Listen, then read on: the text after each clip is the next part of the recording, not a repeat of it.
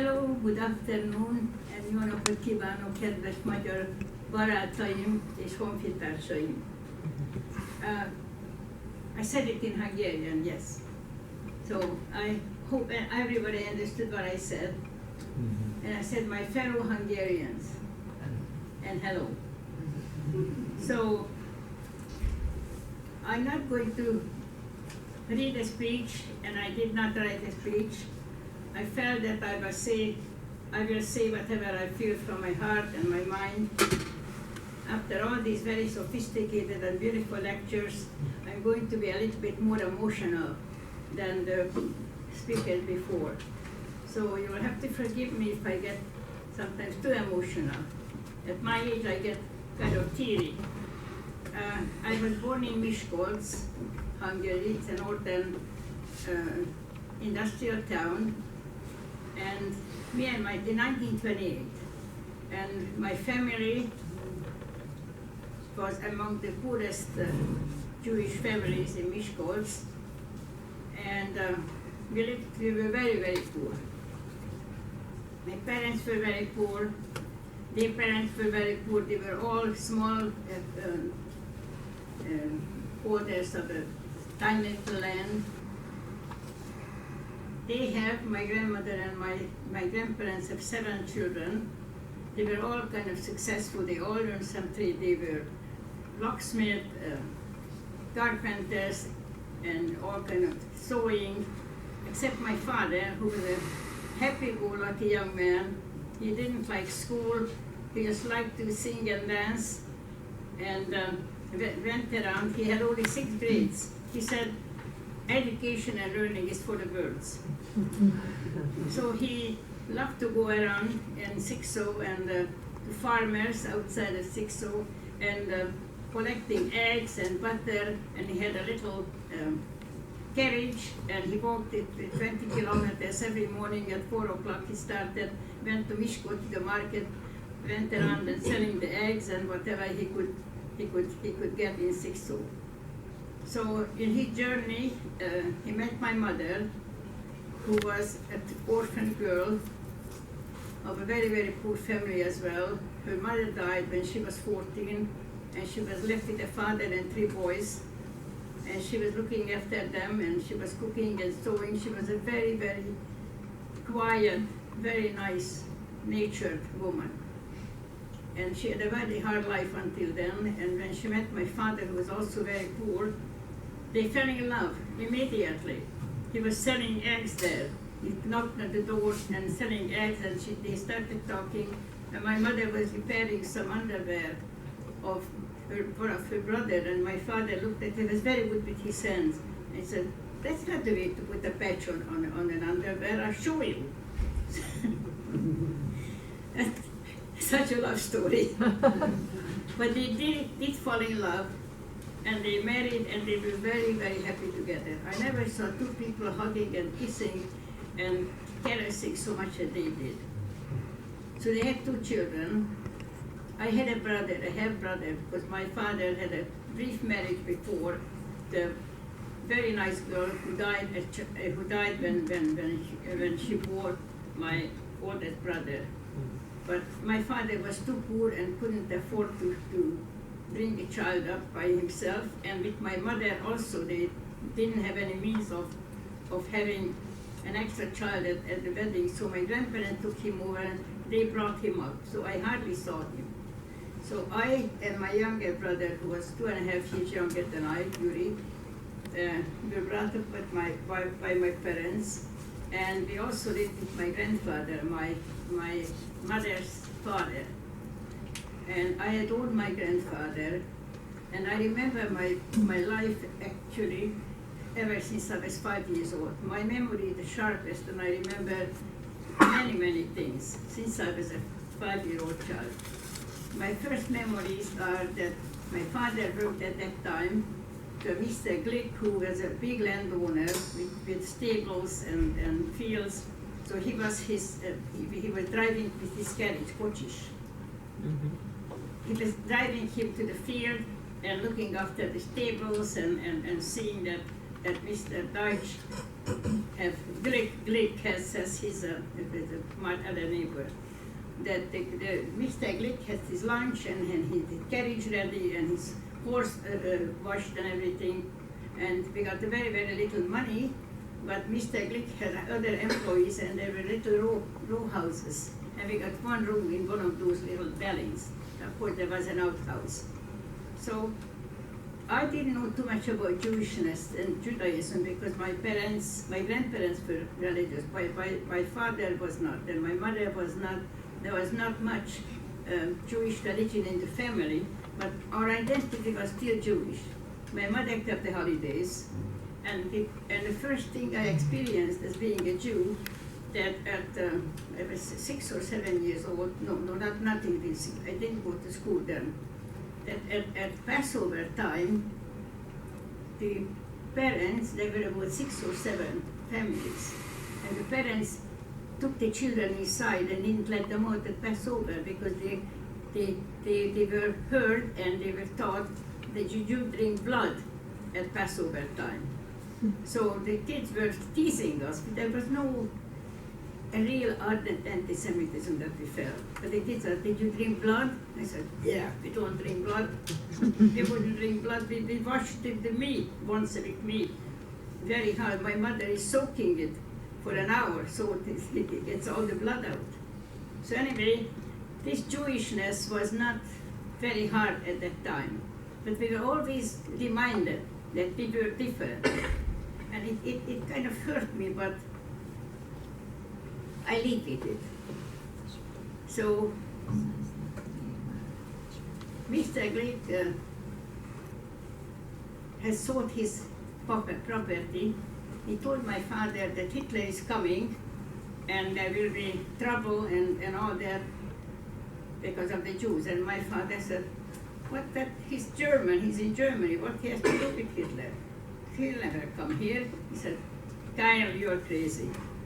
So he wouldn't explain anything, and my father was puzzled. He came home and said, my mother, something is wrong with Mr. Glick. What he's talking about, Hitler is coming and the world will be upside down. It was, my parents were not educated. They didn't know anything about politics or something. They know about how to get some food for the kids and how to put some clothes on their back. So anyway, I was lucky, we were lucky because when Mr. Glick gave up his property, he secured a job for my father at the Hungarian Jewish school, a very, very good elementary school up to grade 8. And it was a very high standard and a very, very patriotic and nationalistic teaching. But the teaching was very, very high standard. And we learned first the Hungarian poetry and Hungarian songs, everything Hungarian. Very little about the Jewish religion. They were chauvinistic almost. You know, Hungary, the language, and the Hungarian music and the Hungarian poetry. We learned Aran, Petőfi, the beautiful thing, Jókai, Mora Ferenc. We were loaded with books, and I was lucky. I always feel that I was gifted, and I am gifted. With all the things that happened to me, God or somebody, sometimes I don't believe it, sometimes I do, gave me the gift of understanding and grabbing everything that was beautiful in life. Goodness touched me. If somebody was good to me, I cried. I still do. And so there was a hard life, but we were not really aware of the coming menace that we were facing later. So, in the school, the standard was so high that I was exposed to literature at a very early age, and mostly classical music, which was touching me so. When I first heard a piece of Mozart, I cried. I went home and I was terribly, terribly disturbed. What is this all about? I couldn't sleep. I was singing it to myself. There is something in life that is so beautiful that I have to know more about it. So I told my girlfriend, Olga Bankuti, who was a Christian girl, and we were very, very good friends. I said, you know, this beautiful music is, I can't stand not to hear it. And she said, my mom is working as a cleaning woman at the conservatory, and every Sunday afternoon there are concerts, and I can take you if you help my mother clean up the buffet. I said, I'll go. So when I was about 8 or 9 years old, I started going and helped cleaning up, and I was allowed every Sunday afternoon to listen to the concert. That was really a very important part in my life. So Jewish life was not terribly bad to a certain point. Poverty did not bother me. It was a fact that we took it as a natural way of living. You know, there are rich people, there are poor people. Even in school I was exposed to prejudice already. Even with the Jewish girls, you know, the rich girls would sit in the front, the poor kids sat in the back. That was that. But it was a good education, and the teachers were kind and wonderful, and I was allowed to know whatever was beautiful and Hungarian. And I will be forever grateful for born there into this beautiful, beautiful language. Soon enough, they started really going the big placards around on the newspaper that Szálasi is coming, Szálasi will be our savior, things like that. We didn't know anything about it, and people were talking about it. There will be a terrible, terrible time coming. And my father and my parents, they refused this. And he packed his friends. But they're Hungarians. My father ran away from home when he was 16 or 17 to the First World War to be a soldier. And he was always showing us when we were good to show the big hole on his lower leg that he got from a shrapnel. My grandfather was always talking about his grandfather who lost an arm in the 1848 war against the Habsburg. So we thought, we are really good Hungarians, we are really good. And nothing would allow to happen to us. It was impossible and incredible. Whatever happens in Germany or Poland, it had nothing to do with us. That was our idea. Suddenly, we heard that Mr. Glick's son committed suicide because he wasn't accepted to the university. And then he fell in love with a non-Jewish girl, and they were in love, and the parents wouldn't allow her to see him. He committed suicide. So, and Mr. Glick was devastated. That's why he sold his place, and that's why he got a good job for my father.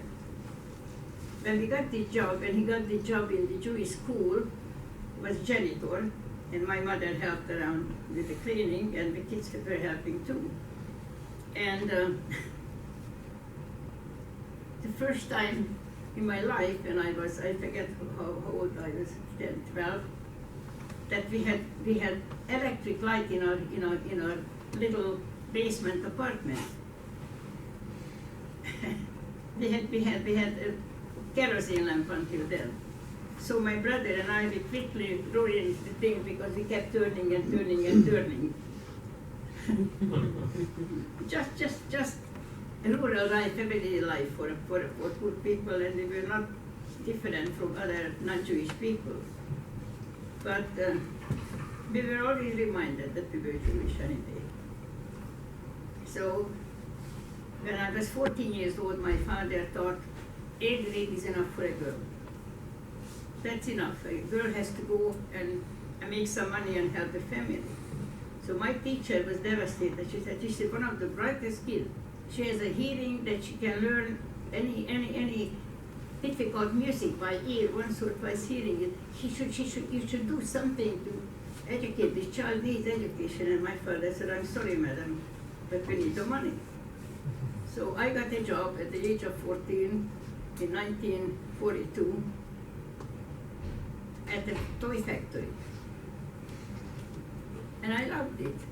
The toy factory owner was a Mr. Weiss, a Jewish man, who was the best and nicest man in the world.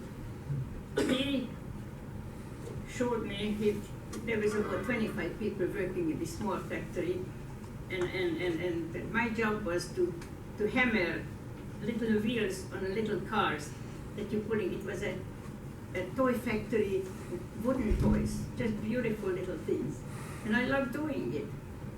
And I was singing all the time, and I was reciting poetry, and I had a motor mouth. And Mr. Weiss came out from the office once. I will talk to your father to send you back to school. And I said, Mr. Weiss, my father will beat me if he will think that I want to go back to school. He had a very quick hand sometimes, a good guy. Out of frustration. So I liked this factory. And one day, March 19 came, and we heard that the German army, Germany occupied Hungary. And the next day, the 20th, the same thing happened in Miskolc.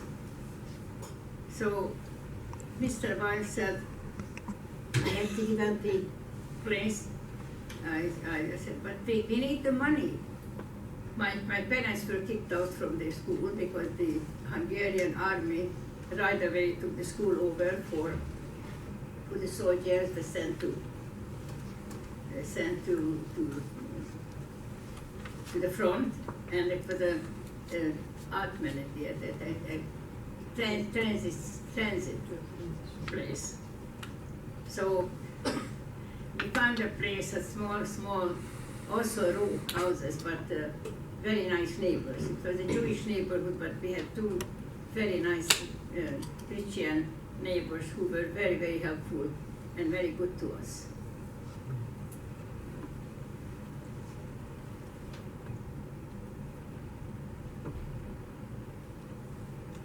Anyway, shortly after I was helping the household, but toward the at the beginning of April, we were told, and the loudspeaker went around the city, that all the Jews have to move into this district. It was a kind of, just a district, but it was a smaller, not rich people, small houses, small people. And it was the so-called Jewish ghetto. There was no Jewish ghetto in Miskolc or in Hungary. People lived wherever they wanted. Jews really lived, they lived in certain places by their own choice. So this was a place where a lot of Jewish people lived, but there are also a lot of non-Jews. So all of a sudden, but we just had only one room in the kitchen, but all of a sudden my neighborhood was filled up with Jewish people who had to take their 20-kilo baggage and move into other people's, other Jews' apartments. So it was very, very bad. We had to wear the yellow star. No, I don't want to dwell on this for a very long time because you read it in books, you heard it in lectures, you saw it in movies, and I don't want to make people feel rotten because this is so many years after, and I don't know, I really try to make it not confused, but I wanted to say some different things, but I just let myself just say whatever I came to my mind and heart. So with all these good readings that I already heard and read, I was hopeful that there will be a good time when I can really go back to school and be a librarian, because I love the library. And I told the librarian owner, a nice older lady, that when I grow up I want to be a librarian. And she made a face and she said, my son, Fiom, they called the girls my son as well, don't think that you will ever make that. You need an education, not in your class. What do you think, with your background and your class? Maybe you will be a cleaning lady, she says with a very benevolent smile. It hurt me so much. Why? I know so many books. I want to learn. I want to be somebody. I want to live with books. I want to work with books. But I have given up this idea for a while, for a long while. So the day came when there were loudspeakers that the next day everybody should go outside on the street with a minimum amount of stuff and wait until we get direction of what happens to us. We were kind of stunned. We didn't know what was going on. We were so naive and so uneducated and unaware. It's a town where there was a relatively good community.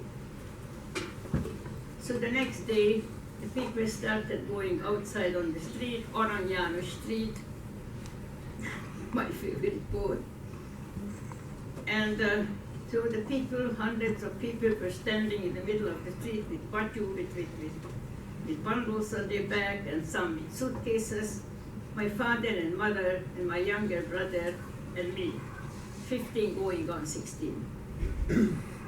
So a few hours later, when we were standing there, it was a hot day. It was April, but in Hungary, and in those days, they seemed warmer than these days later.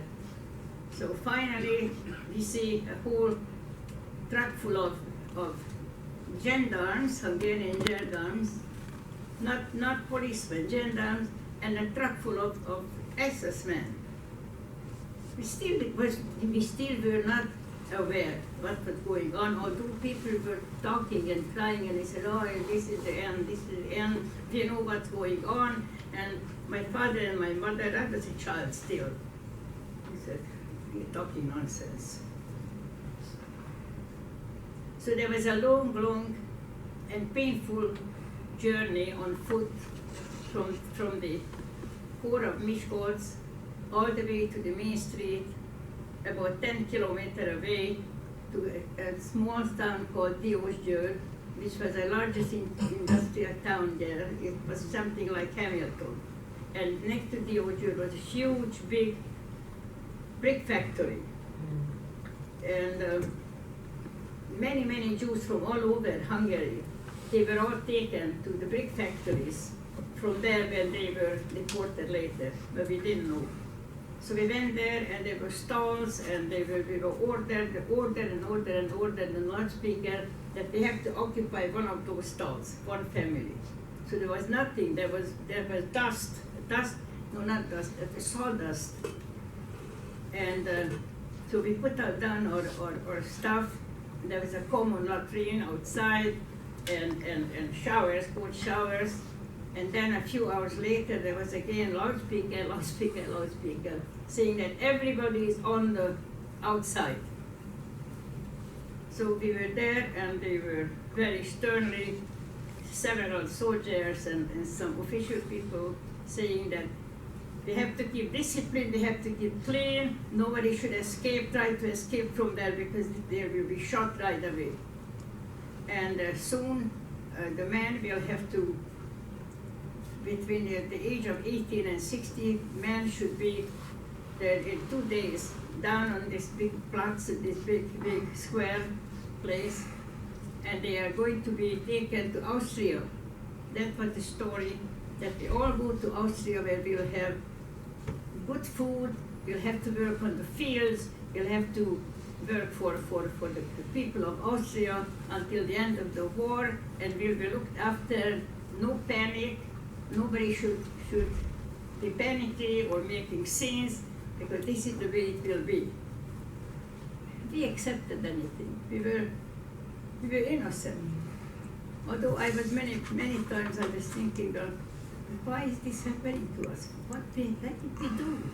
We love Hungary. We learn such beautiful songs. The hymns, the hymn of the national anthem made me cry whenever I heard it.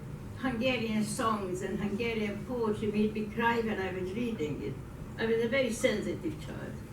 Luckily, I was an intelligent child, I have to admit. As my teacher said, that she's exceptional. So in this brick factory, there was a lot of panic and quarrels and hysterics and everything. But we just waited for our fate. We didn't know what's happening. So we were there for about two weeks, 2.5 weeks. The men they were taken away, and a few days later, they all went to say goodbye, and the loudspeaker was saying, no panic, you will see your man in a few days. We'll take you to Austria, and there will be no problem. You will have enough food, you will have enough shelter. The men are going to build barracks. That's why they have to go ahead. Who wouldn't believe this? Some people didn't. Some educated people knew. They were just nodding their head, yeah. So after my father left, after a very, very emotional goodbye, my parents loved each other. They never were apart, and they just cried and hugged each other. My brother and I had almost no chance to say goodbye to him because they were just hugging and kissing each other. My mother, maybe she had premonition, which came true. So I have to tell you that my father was not too badly damaged. He was still a nice-looking man.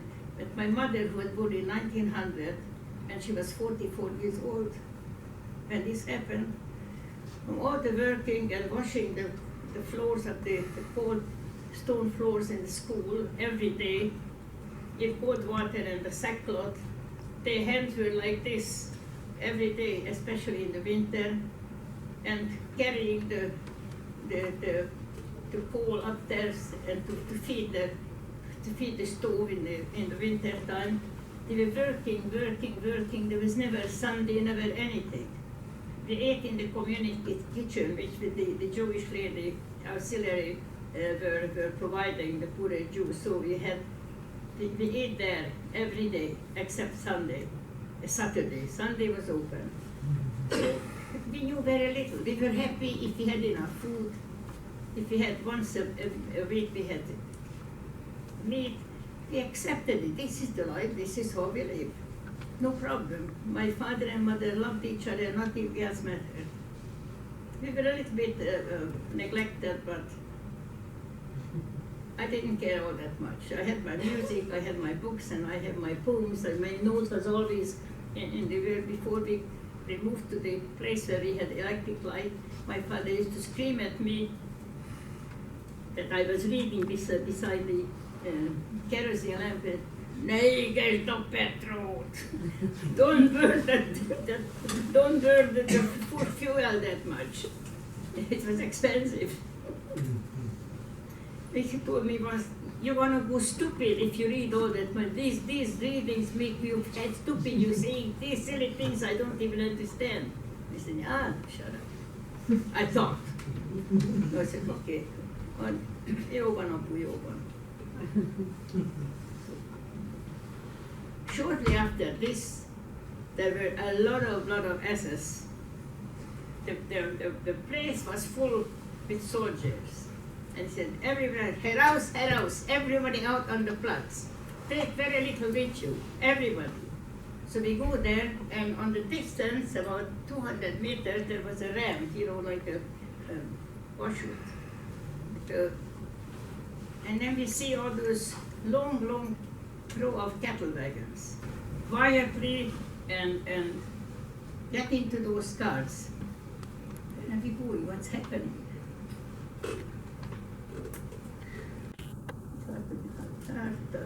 Still after all these years.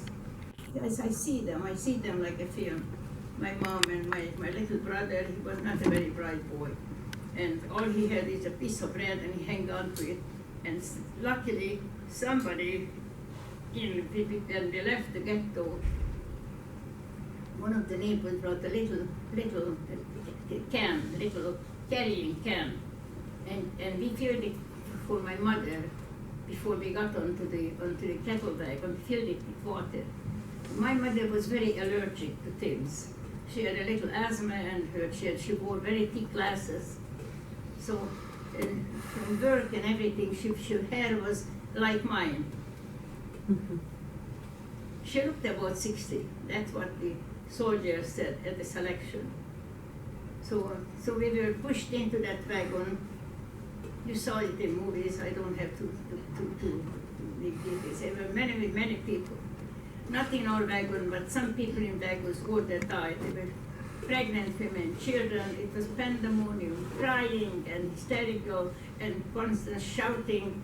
And finally, when they closed the door, they were standing there for hours, and nobody knew what's happening. Slowly, the people got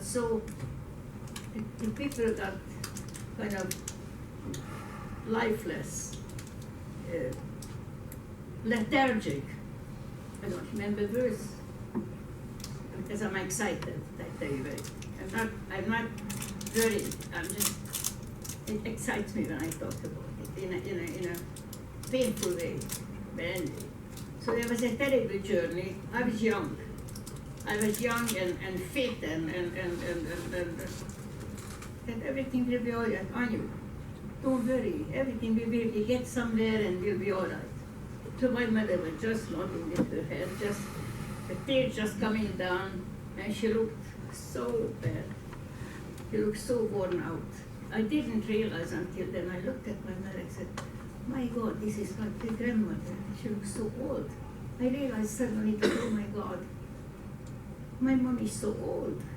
Well, 44 in my mind was anyway very old.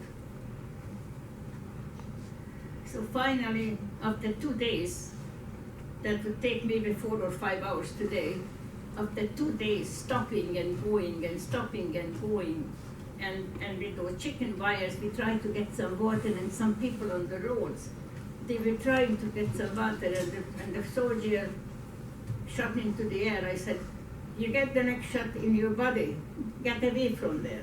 So there were many Hungarian people on the road. We saw them, their faces. We saw the incredulity in their faces, and they really tried to throw something in, but they were scared away. So after this 2-day journey, it is like the movie. When I don't want to see a movie like that. I meet myself. I took my daughter, took my grandson when he was younger,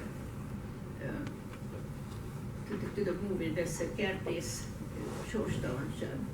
There was a movie of it, and I took my grandson at that time, and he was like 14 or 15, and he kept asking, Nana, are you all right? Nana, are you all right? Don't you want to watch? I said, no, I want you to see it and realize what's going on. The same thing happened to us.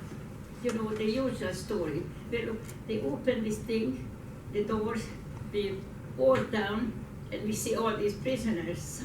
We thought it was a jailhouse or something, you know, people with the something, you all know. Anybody who read it, who were there, this is the story, and it's like everybody else's story. Like everybody else's story. So finally get down, leave your things, they will bring it after you and all that. We get into this long line, Sophie's Choice and all the other movies, the same thing. We get into the line, but my story is mine. Doesn't matter how many movies you see, my story is mine. It's my thing. So,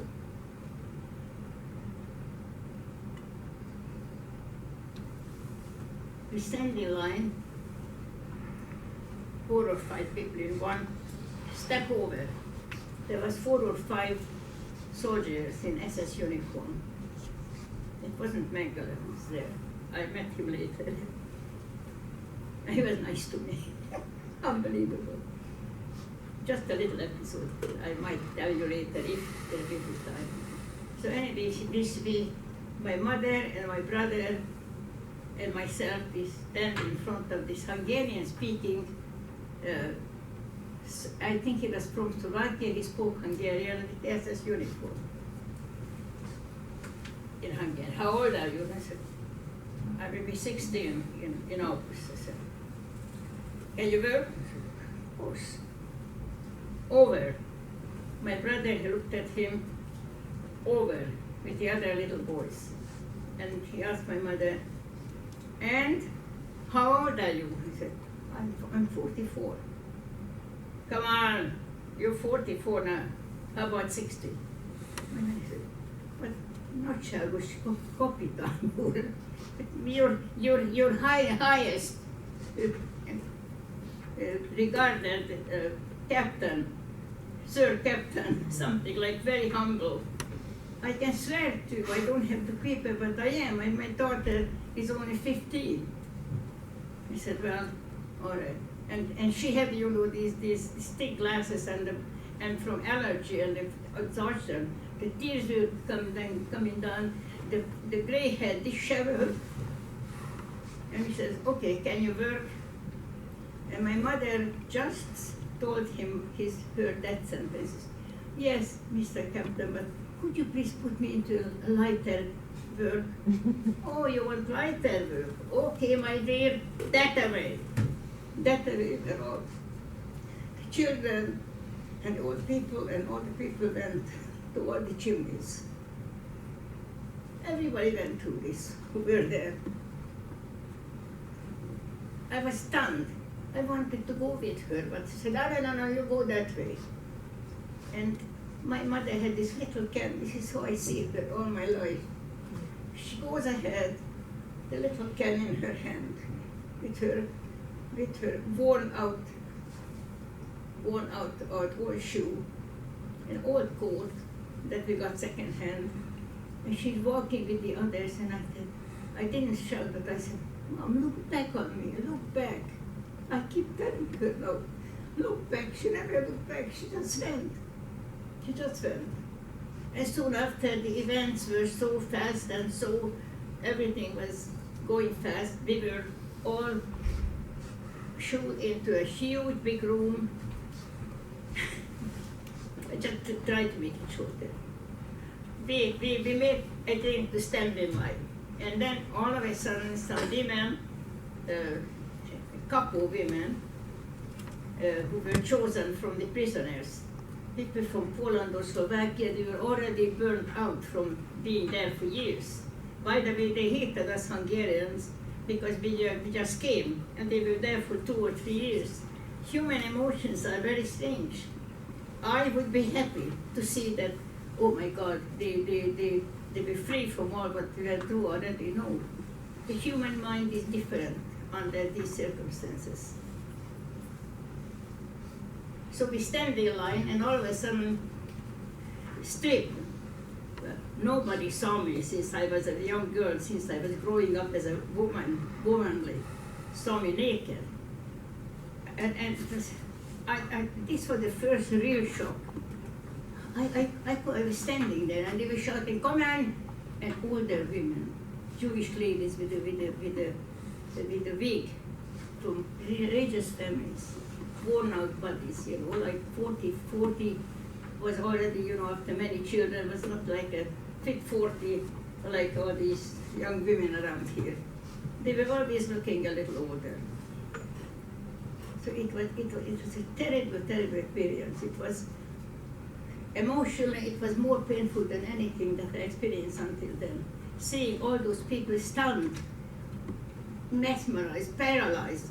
We go into this long corridor and have to stand in front of a small stool, men and women in there with a shaver, you know, and shaving everything, shaving all the hair, under arm, pubic hair, and they were like animals, you know, nobody screamed, nobody said anything, it was almost barely quiet. It was like we were hit on the head. So this was the first horror that I thought, this is not going to be good. So after a long, long wait and going through the cold shower and got a long, kind of gown, it's one piece, and we had to bend after, and everybody in the backside got a squirt of some terrible smell-looking thing, disinfectant, and then from a big map, hatchet. A big red Brush. Yeah, I know the word brush, but I'm excited. So this was the first phase. The schedule, we were kept in those barracks on the floor for days and days and days, with one can of water, and twice a day a piece of bread for 5. We had to stand in 5. That was the counting thing, 5. And every 5 person got every morning. They had to go out there at 6 o'clock and wait at 2 or 3 hours until they came with this as coffee in a chai cup, like the soldiers had, a tin can, and one bread we had to divide it in 5. So that was going on and on and on. Finally, after a few weeks, there was always selection, and the older people, the Poles, 5 minutes noise for me. So anyway, what can I say? From there, they were taken to Plasov. You know, Schindler's List. Yes. We were there building a road from bricks. We survived. We were taken back to Auschwitz. That's when at the end of the line there was this selection again. And I was all, because every month they were shaven off, so it was good because it would be lice anyway. So I was very nice looking. I just passed my 16th birthday in the wagon on the way back to Auschwitz, and at the end of the line he said, "Oh my God, it's Mendele, he's doing the selection." So it meant that many people will go to the gas chambers, but I didn't. He looked at me and he says, "Should have eaten." Pretty girl. Oh my God. What is he saying? I understood German. He said, why don't you have something on your head? Ich weiß nicht. So he takes a red kerchief with white polka dot, puts it on my head, and put it on. So everybody was looking. He said, "You go that way." So we went to the camp where we were taken to Germany. So that shortly. We were taken to Germany, called Markleberg. It was nearby the industrial place from Leipzig, Leipzig. And we were working there. In a airplane factory. So we were trained to work on the machines 12 hours from 6 in the evening till 6 in the morning, because if they were bombing at night, the prisoners should be working there, not the Germans. There were few German people, the foreman who said, "Arme Leute, you poor people." That made me feel still humanity. So after we were liberated, we ran away. Some German people took us in. 2 days later, the three of us, 3 girls, we ran away. We didn't want to walk all the way to the Theresienstadt where the others were taken. I felt that I couldn't make it. So we ran into a farmhouse. The German farmer came in, saw us, he saved us. 4 days later, the Russians came in. 2 of us were very, very ill. We had furuncles all over from the lice, a kind of a typhus. We were very, very sick. The other girl had a weak heart. She died a few days later in the American Army Hospital. That's where this captain, who's captain of this place, the Army unit, was a Jew. He said, "Nobody knows I'm Jewish." He said, but he said, "Ich bin a Jewre." So he was, because I was half dead. I had fever 40, and he took us to, he took us to American Army Camp Hospital, and I was treated, and they took me to Prague, to an American hotel. I was healed, I came back to Hungary, I had nobody. I found that everybody, my father died in the trenches in Ukraine from starvation and cold and beating from the Hungarian Canadian. Sorry, they're not there already, they are dead, but this was it. This was it, they were very cruel. And he died a few days before the Russians reoccupied that place. I came back all by myself, and I was determined that I'm going to be a librarian. A lot of people in the camp, very educated people, taught me sing, taught me history, taught me a lot of things. Somebody, 2 or 3 of those older, very well-educated women from better classes took me under their wings, and they were teaching me. That was a highlight in my Auschwitz and prisoner years. I just want to be short. I started my life with joining I had a choice. I either join the Social Democratic Youth Party or go to Israel, and then Palestine. And I thought, this is my country. Things will be different. People learn there will be a democracy here, there will be no more slavery, no more anti-Semitism, no more poverty. You know, the young 17-year-old thought that their world is mine. And it was. Through all this, I met many, many people. People were good to me. And when I was about in my 20s, early 30s, here in Canada, I started reading. I took a course in Christianity, Hinduism, and Buddhism, and I discovered that Christianity and the Buddhism, it's me. I am. I did this all my life. I love people. I always wanted to be good. And I never want to see anybody starving. I want to be good and nice to people. But people are good. You have to have a heart. You have to have love in your heart. You can't survive without loving other people. Doesn't matter who it was, who she was. Some people in my house bragged to me. I went to Hungary last year because I want to be personally voted for the Jobbik part. Mondtam, hogy Jobbik, te tűnj el a balfenéken. If anybody understands me.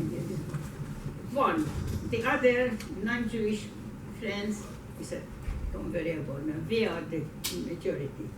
We love you, I'm very proud to be your friend, and we never ever lean towards all these stupid people. And I do hope, and I know in my heart, that Hungary will be a great true democracy. Just wait and give it time. I love Hungary. When I hear the music of Canada, the Canadian anthem, I just want to finish with this. I hear a whole symphony going up in my soul. I can always thinking in terms of music, but when I hear the word, not my country, but Hazam, that word Hazam opens up a cello sonata in my heart. Not a symphony, not an orchestra, one single méhegedű, a beautiful cello sonata. This is how I feel.